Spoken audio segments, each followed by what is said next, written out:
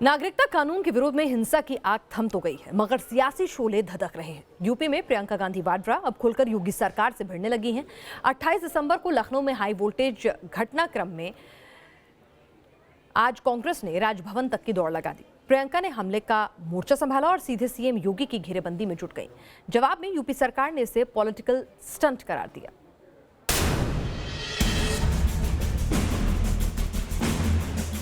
28 दिसंबर को लखनऊ की सड़कों पर प्रियंका गांधी वाड्रा बनाम यूपी पुलिस के बीच जो संग्राम छिड़ा, कांग्रेस अब उसे बहुत आगे ले जाने की रणनीति पर निकल पड़ी है। इसी सिलसिले में यूपी कांग्रेस के दिग्गज नेताओं ने राजभवन का दरवाजा खटखटाया। राज्यपाल आनंदीबेन पटेल से मिलकर कांग्रेसी नेताओं ने शिकायत की कि योगी राज में पुलिस ज्यादती कर रही है।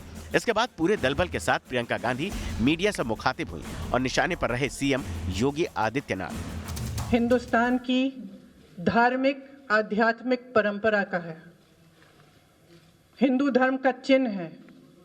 उस धर्म को धारण करिए। उस धर्म में रंज, हिंसा और बदले की भावना की कोई जगह नहीं है, ये कहना चाहती हूं मैं। 19 दिसंबर से यूपी में नागरिकता कानून के खिलाफ हिंसक प्रदर्शन शुरू हुआ था, जिसके बाद 3 दिन तक कई शहरों में अफवाह की आग भड़की थी। मगर इस संग्राम में प्रियंका गांधी की एंट्री कैसे हुई थी, इसके लिए जरा इन तस्वीरों पर गौर करिए। प्रियंका 28 दिसंबर की शाम पूर्व आईपीएस एसआर दारापुरी के परिवार वालों से मिलने पहुंची थी। 76 साल के एसआर दारापुरी पर पुलिस ने हिंसा भड़काने का आरोप लगाया। फिलहाल वो गिरफ्तार है। पब्लिक को मतलब है आज प्रदेश में क्या हो रहा है। अराजकता फैली है, किसी के पास नौकरी नहीं है, बेरोजगारी फैली हुई है। मिशन यूपी पर प्रियंका पूरे एक्शन मोड में आ गई हैं। ऐसे में सियासत भी कहां खामोश रहने वाली थी। बीजेपी पलटवार कर रही है कि कांग्रेस ड्रामा कर रही है। तो सवाल ये अब महाराष्ट्र की राजनीति का करते हैं, जहां राजनीति परिवारवाद का गढ़ बनती हुई नजर आई। क्योंकि उद्धव मंत्रिमंडल के पहले विस्तार को देखें तो कई चेहरे ऐसे हैं जिन्हें सियासत विरासत में मिली है। इसमें सबसे पहला नाम पिता पुत्र की जोड़ी का ही है। सीएम उद्धव ठाकरे की कैबिनेट में बेटे आदित्य ठाकरे भी मंत्री बन गए।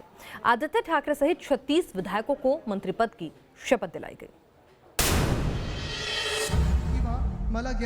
शिवसेना या फिर कांग्रेस और एनसीपी महाराष्ट्र की सत्ता परिवारवाद की छाया से बच नहीं पाई है। आज हुए उद्धव मंत्रिमंडल विस्तार में कई ऐसे चेहरे शामिल हुए जो सीधा राजनीतिक परिवारों से ताल्लुक रखते हैं और उनका महाराष्ट्र की सियासत में दबदबा रहा है। इनमें सबसे पहले नाम है आदित्य ठाकरे का, जिन्होंने आज मंत्री पद की शपथ ली। मी आदित्य रश्मी उद्धव ठाकरे ईश्वर साक्ष शपथ घेतो की कायद्याद्वारे स्थापित झाले आहे अशा भारतीय संविधान। पिता उद्धव ठाकरे खुद महाराष्ट्र के सीएम बने और आदित्य ठाकरे भी आज मंत्री बन गए। महाराष्ट्र की सियासत में शायद ये पहला मौका है जब पिता सीएम है और बेटा उन्हीं के मंत्रिमंडल में मंत्री बना है। आदित्य ठाकरे को अहम मंत्रालय भी दिया जा सकता है। मी अजित अनंतराव पवार महाराष्ट्र की सत्ता में परिवारवाद का दूसरा और अहम नाम है अजित पवार, जिनका ओहदा उद्धव के बाद दूसरे नंबर का है। अजित पवार एनसीपी नेता शरद पवार के भतीजे हैं। अजित पवार महाराष्ट्र के डिप्टी सीएम रह चुके हैं। एनसीपी और पवार परिवार के वो शरद पवार के बाद दूसरे सबसे बड़े दिग्गज नेता माने जाते हैं। मी अमित विलासराव देशमुख ईश्वर साक्ष शपथ घेतो की पूर्व सीएम विलासराव देशमुख के बेटे अमित देशमुख को भी उद्धव मंत्रिमंडल में जगह मिली। अमित देशमुख कांग्रेस के कोटे से मंत्री बने हैं और मराठवाड़ा के लातूर शहर से विधायक हैं। वो राज्य मंत्री रह चुके हैं। मी धनंजय पंडितराव मुंडे। इसी तरह मुंडे परिवार का भी आज मंत्रिमंडल में दबदबा दिखा। गोपीनाथ मुंडे के भतीजे धनंजय मुंडे भी मंत्री बने। धनंजय मुंडे परली सीट से विधायक और वो पंकजा मुंडे को हरा चुके। एनसीपी ने उन्हें नेता विपक्ष बनाया। उद्धव मंत्रिमंडल में अशोक चौहान भी मंत्री बने, जो 2 बार सीएम रह चुके हैं। इसके अलावा कई और नाम हैं जिनके परिवार की ऊंची राजनीतिक पहुंच रही है। यानी कि महाराष्ट्र की सत्ता में इस बार परिवारवाद और राजनीतिक रसूख की तस्वीर साफ साफ दिखी। Team news nation. मी कोणत्याही व्यक्तीला किंवा व्यक्ती शरद पवार के भतीजे अजीत पवार चौथी बार राज्य के डिप्टी सीएम बनाए गए। 37 दिनों के अंदर उन्होंने डिप्टी सीएम के पद पर दूसरी बार शपथ ली। बागी भतीजे से चाचा शरद पवार नाराज बताए जा रहे थे, मगर आज के सियासी घटनाक्रम ने साबित कर दिखाया कि जमीनी मुद्दों पर पकड़ और आम कार्यकर्ताओं के बीच अजीत पवार की लोकप्रियता ने उन्हें काफी आगे कर दिया। ताजपोशी की 2 तारीख, 2 सरकारें और चेहरा एक, अजीत पवार। महज 37 दिन में दूसरी बार डिप्टी सीएम बनकर अजीत पवार ने इशारा कर दिया है कि महाराष्ट्र में उनके समर्थक यूं ही नहीं दादा कहते। मराठा क्षत्रप शरद पवार ने लंबे मंथन के बाद आखिरकार उद्धव सरकार में भतीजे को नंबर 2 की पोजीशन दिला ही दी। चौथी बार महाराष्ट्र के डिप्टी सीएम बने अजीत पवार की राजनीति में बड़ा ट्विस्ट तब आया था जब वो बगावत का झंडा बुलंद कर बीजेपी खेमे के साथ चले गए थे, मगर 24 घंटे में पासा पलटा और महाराष्ट्र की सत्ता का चेहरा ही बदल गया। और इस तरह बदलने लगी जूनियर पवार की किस्मत, वरना अटकलें तो लगने लगी थी कि शरद पवार के उत्तराधिकारी की रेस में सुप्रिया सुले आगे आ गई हैं।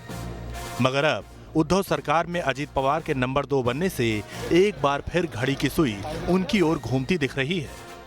अजीत पवार की खासियत यह है कि एनसीपी का छोटा से छोटा कार्यकर्ता भी उन्हें आके मिल सकता है और अपनी बात उनके सामने रख सकता है। इसीलिए शरद पवार के बाद अजीत पवार ऐसे हैं जो नेता और कार्यकर्ता में लोकप्रिय है। उद्धव ठाकरे मंत्रिमंडल में पार्टी का प्रतिनिधित्व पुरजोर रखने के लिए अजीत पवार को उप मुख्यमंत्री बनाना शरद पवार को जरूरी हो गया था। अजीत पवार ने राजनीति का ककहरा अपने चाचा शरद पवार से सीखा। 80 के दशक में शरद पवार के कहने पर ही अजीत राजनीति में आए और सबसे पहले उन्होंने चीनी सहकारी संस्था के लिए चुनाव लड़ा। इसके बाद 1991 में वो पुणे जिला सहकारी बैंक के अध्यक्ष बने। 16 साल तक वे इस पद पर रहे। अजीत पवार 1991 में बारामती लोकसभा सीट से जीते, मगर चाचा के लिए उन्होंने सीट की कुर्बानी दे दी। एक और शरद पवार और उनकी बेटी सुप्रिया सुले केंद्रीय राजनीति में व्यस्त रहीं। वहीं अजीत पवार की सियासत महाराष्ट्र के इर्द गिर्द घूमती रही। अजीत पवार को एनसीपी के बड़े नेता के रूप में देखा जाता है। उनके नाम कई उपलब्धियां भले ही दर्ज हों, मगर सिंचाई घोटाले में अजीत पवार का नाम उछलने से पार्टी को फजीहत भी झेलनी पड़ी है। Maharashtra state cooperative bank limited में 1000 करोड़ रुपए की वित्तीय गड़बड़ी को लेकर अजीत पवार के खिलाफ जांच जारी है। इस मामले में 22 अगस्त को बॉम्बे हाई कोर्ट ने अजीत पवार और 69 अन्य के खिलाफ एफआईआर दर्ज करने का आदेश दिया था। जाहिर है आने वाले दिन में सरकार की राह में ये सवाल भी उठेंगे। परिवारवाद की छाया में उद्धव राज का पहला मंत्रिमंडल छाया रहा। उधर शिवसेना, कांग्रेस और एनसीपी ये दावा कर रही है कि सरकार में सभी तबके का ध्यान रखा गया।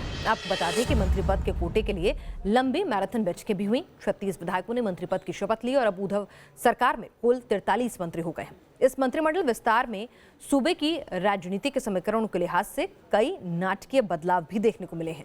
दशकों तक बीजेपी की सहयोगी रही शिवसेना सत्ता का संतुलन साधने में भूल गई कि बीजेपी ने लोकसभा चुनाव में कांग्रेस को परिवारवाद के नाम पर ही सबसे ज्यादा घेरा था। कहीं अगली बार बारी उनकी ना हो। मंत्रिमंडल विस्तार में हो रही देरी की वजह से महाराष्ट्र सरकार लगातार आलोचना झेल रही थी, लेकिन आखिरकार सरकार में शामिल तीनों ही पार्टियों को उनके मनमाफिक मंत्री पद देकर और समूचे मंत्रिमंडल में जाति और क्षेत्रीय समीकरण को बैठाते हुए सरकार ने अपने आलोचकों का मुंह बंद कर दिया है। कुल मिलाकर महाराष्ट्र सरकार के बारे में ये कहा जा सकता है, देर से आए पर दुरुस्त आए। वीडियो जर्नलिस्ट राजेश मालकर के साथ विकास श्रीवास्तव, न्यूज़ नेशन, मुंबई। और दिल्ली में विधानसभा चुनाव दहलीज पर आते ही दिल्ली में नेताओं की दलों में आवाजाही का दौर शुरू हो गया है। आज आम आदमी पार्टी के नेता रहे गुगन सिंह बीजेपी में शामिल हो गए। बीजेपी का दावा है कि आपके कई और बड़े नेता बीजेपी से संपर्क में हैं। वहीं चुनावी सरगर्मी बढ़ते ही दोनों पार्टियों के बीच सियासी आरोप प्रत्यारोप का दौर भी शुरू हो गया। अनाधिकृत कॉलोनियों के मुद्दे पर दोनों पार्टियां आमने सामने आ खड़ी हुई। दिल्ली में चुनावी सरगर्मी बढ़ते ही भागम भाग शुरू हो गई है। इसी कड़ी में आम आदमी पार्टी के नेता गुगन सिंह ने केंद्रीय मंत्री प्रकाश जावड़ेकर की मौजूदगी में एक बार फिर बीजेपी का दामन थाम लिया। गुगन सिंह आप के टिकट पर 2019 लोकसभा चुनाव में उत्तर पश्चिमी दिल्ली सीट से उतरे थे, मगर बीजेपी के हंसराज हंस ने 5 लाख से ज्यादा मतों से उन्हें पटखनी दी। मगर बीजेपी दावा कर रही है कि आम आदमी पार्टी के कई विधायक उसके संपर्क में हैं। हाँ, बहुत लोग ज्वाइन करने वाले हैं। बहुत लोग ज्वाइन करेंगे और बिना शर्त ज्वाइन कर रहे हैं। हम उनकी भावना समझ रहे हैं, क्योंकि सब लोग दिल्ली को जो सर्वश्रेष्ठ बनाना चाहता है वो अब बीजेपी को लाना चाहता है। बीजेपी के अपने दावे हैं। इधर डिप्टी सीएम मनीष सिसोदिया ने इसे चुनावी दौर का कदम बताया। चुनाव से पहले अब जिसको टिकट मिलेगा नहीं मिलेगा ये सब तो आना जाना लगता है। वहीं दिल्ली में विधानसभा चुनाव के दहलीज पर पहुंचते ही अनाधिकृत कॉलोनियों के मुद्दे पर बीजेपी और आम आदमी पार्टी आमने सामने आ गई है।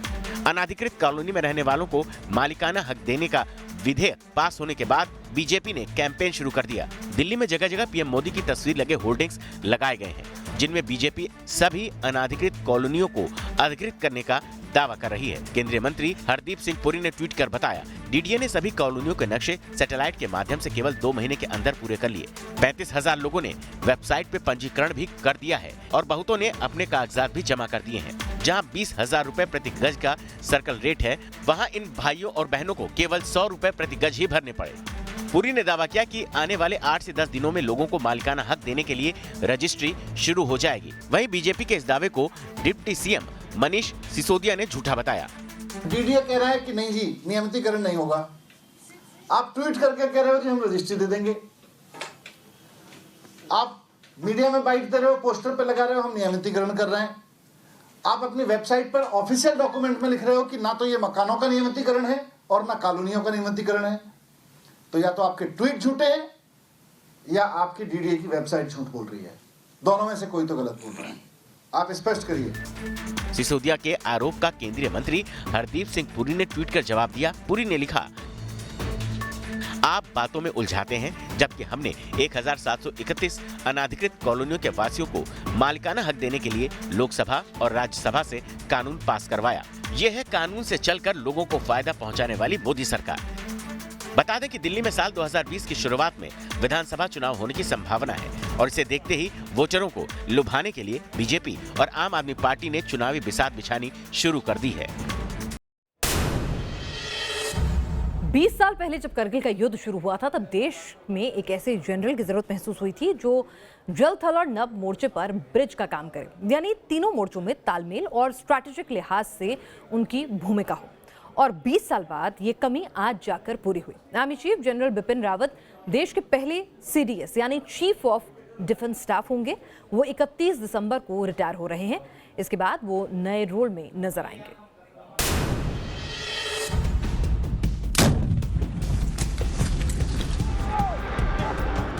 जिन्होंने म्यांमार सीमा पर NSCN खापलांग के उग्रवादियों के खिलाफ ऑपरेशन को लीड किया, पूर्वोत्तर में ऑपरेशन हॉट पैराशूट के जरिए दिखाया दुश्मनों को हिंद का दम, जिनकी अगुवाई में कश्मीर घाटी से हिजबुल, लश्कर और जैश की कमर तोड़ दी गई। आतंक मुक्त कश्मीर के लिए सेना ने दिखाया पराक्रम। एंटी टेरर ऑपरेशन के महारथी army chief general Bipin Rawat, जिनकी सटीक स्ट्रैटेजी और ठोस एक्शन प्लान से देश के दुश्मन कांपते हैं, और अब उन्हीं आर्मी चीफ को बड़ी जिम्मेदारी सौंपी गई है। सेना प्रमुख जनरल बिपिन रावत को देश का पहला चीफ ऑफ डिफेंस स्टाफ यानी CDS बनाया गया है। जनरल बिपिन रावत 31 दिसंबर यानी मंगलवार को थल सेना प्रमुख के पद से रिटायर होने वाले हैं और उसके बाद वो रक्षा मंत्री के प्रधान सैन्य सलाहकार होंगे। CDS पद का ऐलान इसी साल लाल किले की प्राचीर से प्रधानमंत्री नरेंद्र मोदी ने किया था। आज हमने निर्णय किया है कि अब हम chief of defence staff CDS इसकी व्यवस्था करेंगे और इस पद के गठन के बाद तीनों सेनाओं के शीर्ष स्तर पर एक प्रभावी नेतृत्व मिलेगा। अब समझिए जनरल बिपिन रावत के कंधों पर यह जिम्मेदारी कितनी बड़ी होगी। तीनों सेना प्रमुखों से ऊपर है CDS का पद। रक्षा मंत्री के सैन्य सलाहकार की भूमिका में होंगे जनरल बिपिन रावत। सरकार और सेना के बीच समन्वय का काम करेगा CDS। तीनों सेनाओं के बीच बेहतर तालमेल स्थापित करना, सैन्य संसाधनों का बेहतर इस्तेमाल सुनिश्चित करना, डिफेंस एक्विजिशन और डिफेंस काउंसिल के मेंबर 65 साल की उम्र तक संभाल सकते हैं CDS का पद। दरअसल 20 साल पहले करगिल जंग के बाद देश में CDS की व्यवस्था का सुझाव दिया गया था। 1999 में हुए करगिल युद्ध के बाद जब 2001 में तत्कालीन डिप्टी PM लाल कृष्ण आडवाणी की अध्यक्षता में गठित ग्रुप ऑफ मिनिस्टर यानी GOM ने समीक्षा की तो पाया कि तीनों सेनाओं के बीच समन्वय की कमी रही। अगर तीनों सेनाओं के बीच ठीक से तालमेल होता तो नुकसान को काफी कम किया जा सकता था। उस वक्त चीफ ऑफ डिफेंस CDS पद बनाने का सुझाव दिया गया था। 20 साल पहले जो सुझाव सरकार को मिला उस पर मंथन का दौर चला। प्रोटोकॉल, सैलरी और पोजीशन को लेकर पूरा एक्शन प्लान तैयार किया गया था और अब देश को पहला सीडीएस मिल गया है। सस्टेनेबल डेवलपमेंट गोल यानी SDG 2019-20 की सूची जारी कर दी गई है। नीति आयोग की जारी इस सूची में एक बार फिर केरल और हिमाचल ने बाजी मारी है। क्या है अन्य राज्यों का हाल, देखिए इस रिपोर्ट में। पहले नंबर पर लेफ्ट का किला केरल, दूसरे नंबर पर बीजेपी शासित हिमाचल प्रदेश। देश के नक्शे पर ये वो राज्य हैं जिन्होंने विकास के पैमाने पर बाजी मारी है। नीति आयोग ने हाल ही में सस्टेनेबल डेवलपमेंट गोल यानी SDG 2019-20 की सूची जारी की है, जिसमें केरल 70 अंक स्कोर के साथ पहले नंबर पर है। केरल ने विकास कार्य और नीति निर्धारण, गरीबी उन्मूलन, शिक्षा, रोजगार और बेरोजगारी से लड़ने की क्षमता, स्वास्थ्य जैसे मामलों में पहली पोजीशन हासिल की है, जबकि हिमाचल प्रदेश 69 अंकों के साथ दूसरे नंबर पर रहा। वहीं आंध्र प्रदेश, तमिलनाडु और तेलंगाना ने 67 अंकों का स्कोर किया। वहीं केंद्र शासित प्रदेश में चंडीगढ़ एक बार फिर से अव्वल रहा और हिमाचल प्रदेश ये सबसे आगे हैं और इन्होंने जो SDG के इंडेक्स पर इनका जो सूचांक है वो क्लियरली सबसे बेहतर है और दोनों ही पिछले साल भी ऊपर थे। तो इसलिए ये जो दो राज्य हैं हमारे वो ऐसे हैं कि जिनसे और बाकी राज्य सीख सकते हैं। वहीं यूपी बिहार जैसे प्रदेश जो 50वीं रैंक से नीचे थे वो भी ऊपर उठे हैं। यूपी 8 रैंक आगे बढ़ा है। आपको बता दें कि नीति आयोग गरीबी उन्मूलन, पोषण, कृषि को बढ़ावा, लैंगिक समानता, जलवायु परिवर्तन, सस्ती ऊर्जा जैसे तमाम लक्ष्यों को लेकर हर साल प्रदेशों की परफॉर्मेंस रिपोर्ट जारी करता है। Syed Aamir Hussain, news nation, Delhi. आमतौर पर सरकारी बैठकों में आपने खींचतान, डांट डपट की तस्वीरें देखी होंगी, मगर साल के आखिर में इसरो की बैठक कुछ हटकर नजर आई, जहां इसरो के एक बड़े अधिकारी ने अपनी प्रतिभा का अलग ही जौहर दिखाया। अंतिम स्थायी समिति की बैठक संगीतमय मोड़ के साथ समाप्त हुई जब अंतरिक्ष एजेंसी के एक वरिष्ठ अधिकारी ने अपनी बांसुरी बजानी शुरू की। P. कन्हैयाकृष्णन फिलहाल राव सैटेलाइट सेंटर यानी URSC के निदेशक हैं और उन्होंने बांसुरी की तान छिड़ी तो हर कोई मंत्रमुग्ध हो गया। वैज्ञानिक आमतौर पर धीर गंभीर जाने जाते हैं, जरा देखिए उनका ये सुरीला अंदाज भी।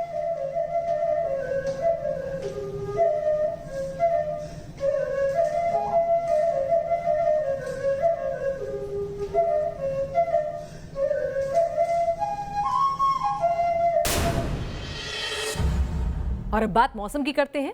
हिमाचल और जम्मू कश्मीर से सामने आई तस्वीरें दिखाते हैं। पहली तस्वीर बनिहाल की है, जहां श्रीनगर बनिहाल रूट पर बर्फ की मोटी चादर जमी हुई है, जिसे हटाने का काम चल रहा है। वहीं मनाली के पहाड़ों में भारी बर्फबारी हुई है। हालांकि आज मनाली में मौसम साफ नजर आया, ऐसे में सैलानियों की भारी भीड़ जमा हो गई। डल झील भी इस वक्त जम चुकी है और सर्दी इस वक्त अपने पूरे चरम पर है और कोल्ड टॉर्चर से लोगों को दो चार होना पड़ रहा है।